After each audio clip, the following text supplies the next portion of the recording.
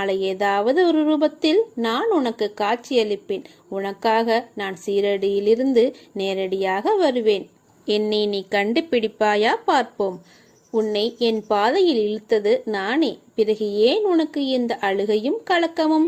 என் பாதையில் நீ பயணிக்க வேண்டும் என்று தருவாயிலேயே உனக்கான சோதனை காலம் ஆரம்பித்து விட்டது. இதில் ஒவ்வொரு கணமும் உன் நம்பிக்கை, பொறுமை, நிதானம், அன்பு, பக்தி இவை அனைத்தையும் நான் சோதிப்பேன். அது உனக்கு கஷ்டத்தை தர அல்ல, வாழ்க்கையின் பக்குவத்தையும் ஆன்மீகத்தின் மகத்துவத்தையும் முழுமையாக நீ அறிய வேண்டும் என்பதற்காக.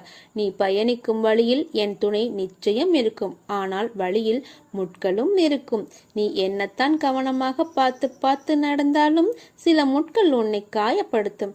காயம் வலியை உண்டாக்கும். ஆனால் அந்த வலியை நீ தூக்கி எறிந்து தொடர்ந்து நடை போட்டு பயணித்தால் இறுதியில் உன் கால்கள்